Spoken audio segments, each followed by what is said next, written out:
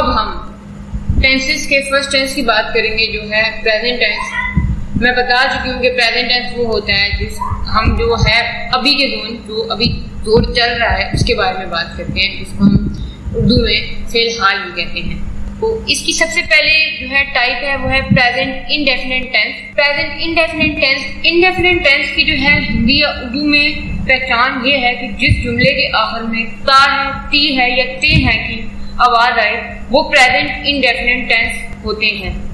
जैसे कि मैं करता हूँ, मैं करती हूँ, मैं करूँगी, मैं स्कूल जाता हूँ, वो स्कूल जाती है। तो जिस जुमले में जिस सेंटेंस में हाँ में बात की जाए उसे प्रेजेंट इंडेफिनिट टेंस कहते हैं। तो अब उर्दू में तो हमें पता चल गई, हिंदी में हमें पता चल गई कि प्रेजेंट इंडेफिनिट टेंस क्या होता है, लेकिन हमें यह नहीं पता कि इंग्लिश में हम इनको कैसे पहचानेंगे। तो इंग्लिश में हम इनको ऐसे पहचानेंगे, ऐसा जुमला, ऐसा सेंटेंस जहाँ पर सब्जेक्ट प्लस फर्स्ट फॉर्म और प्लस ऑब्जेक्ट की अफर्मेटिव बन रही हो। जब भी आप कोई सेंटेंस देखेंगे या कोई आप सेंटेंस बोलेगा subject plus first form plus object, तो वो होगा प्रेजेंट इंडेफिनिट का सेंटेंस। फॉर एग्जाम्पल हम डेली लाइफ से एग्जाम्पल लेते हैं, I write articles on different topics. यहाँ पर आई है सब्जेक्ट, राइट है काम हो रहा है, राइट मतलब first form, articles on different topics. तो यहाँ पर टॉपिक्स हो गया, वो वाली साइड हो गई सारी, ऑब्जेक्ट में आ गई। अब इसका मतलब क्या है कि मैं डिफरेंट जो है टॉपिक्स पे आर्टिकल्स लिख सकता हूँ, मतलब ता में बात हो रही है। मैंने क्या बोला था, उर्दू आप कर ली, कोई भी सेंटेंस आपके सामने आए आप उसके दिमाग में जो है हिंदी या उर्दू बना लें और उसका लास्ट देखेंगे ता की आवाज़ आ रही है या नहीं। अगर ता की आवाज़ आ रही है तो इसका मतलब है ये है कौन सा टेंस, बिल्कुल सही, प्रेजेंट इंडेफिनिट टेंस। इसी तरह हम एक और एग्जांपल लेते हैं कि आई राइट ऑन व्हाइट बोर्ड। आई क्या हो गया, सब्जेक्ट हो गया, राइट क्या हो गया, लिखना हो गया, मतलब फॉर्म हो गई, ऑन दी व्हाइट बोर्ड मतलब व्हाइट बोर्ड पे लिखा जा रहा है।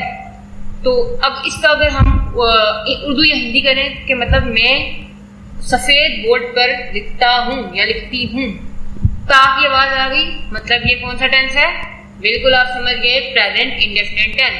अब आपके दिमाग में प्रेजेंट इंडेफिनिट टेंस क्लियर हो रहा होगा, आपको लग रहा होगा, लेकिन अभी क्लियर नहीं हुआ, क्योंकि एक बात मैंने उस टाइम आपको जानबूझकर नहीं बताई ताकि अभी आपको क्लियर हो जाए कि जब भी सब्जेक्ट आप देखेंगे कि सब्जेक्ट में अगर आई है या किसी बंदे या बंदी का नाम हो, जैसे कि अगर मैं कोई एग्जांपल ले लूँ, अली ले लूँ, अली लिव विद मी, तो यहाँ पर ये सेंटेंस अगर आप इसकी उर्दू या हिंदी करेंगे तो क्या होगा, अली मेरे साथ रहता है। लेकिन ये सेंटेंस गलत है। गलत कैसे, गलत इस तरह कि जब भी किसी इंसान का नाम होगा सब्जेक्ट के अंदर, तो जो हमारे पास फॉर्म होगी फर्स्ट फॉर्म, उसके साथ एस या ई एस का इजाफा हो जाएगा। तो अब आप सोच रहे होंगे कि आप इस चीज़ पे काफ़ी कंफ्यूज हो गए, ये क्या होगा, ये तो पहाड़ आप पे गिर गया है कि ये क्या बात हुई कि किसी के साथ एस या लग रहा है, किसी के साथ ई एस लग रहा है, और कुछ चेंजिंग नहीं आई। मैंने आपको जानबूझकर पीछे नहीं बताया था कि आपको पहले प्रेजेंट इंडेफिनिट आपके दिमाग में आ जाए कि होता क्या है, फिर आप एकदम से क्लिक कर जाएंगे। कभी भी किसी इंसान का नाम है तो कोई नाम है तो फॉर्म ऑफ वर्ब में एस या ई एस का इजाफा लग जाएगा, बाकी सब कुछ वैसे ही, कुछ भी जो है ना चेंजिंग नहीं आएगी। अगर आई की जगह यू होगा या दे होगा, सबके साथ जो है ऐसा नहीं होगा, सिर्फ किसी का अगर नाम होगा ना क्या ई एस जो है फॉर्म के साथ लगा देंगे। ये आपको लास्ट में जब हम टेंसेस पूरे कर चुके होंगे आपको सब इंशाल्लाह समझ आ जाएगी। ये आप कंफ्यूज ना हो, बस समझे, मेन कॉन्सेप्ट ले लें। आपको जो है ना टेंसेस जो है इंग्लिश की 70% होते हैं, जिसको टेंसेस आ गए मतलब उसको 70% इंग्लिश आ गई, तो खुद ही आप सोच लें कि ये सीरीज आपके लिए कितनी इंपॉर्टेंट है। तो चलिए अब आगे जाते हैं। तो प्रेजेंट टेंस के हम नेगेटिव की बात करते हैं कि प्रेजेंट टेंस को नेगेटिव में हम कैसे चेंज करते हैं।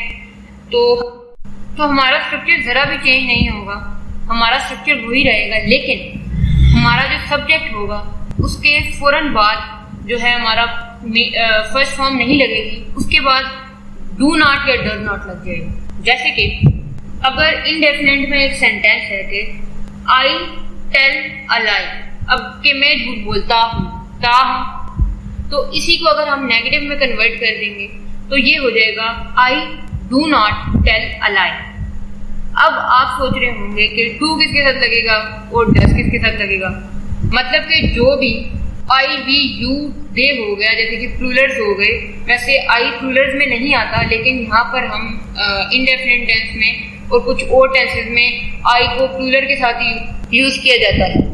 तो आई वी यू दे के साथ हम डू नॉट लगाएंगे और ही शी इट के साथ हम डज नॉट लगाएंगे। I do not go to school, we do not play PUBG which is impossible, लेकिन हम पबजी नहीं खेलते। शी डज नॉट ट्राई, अब जहाँ पर शी की बात आई वहां पर क्या हो गया, डज हो गया।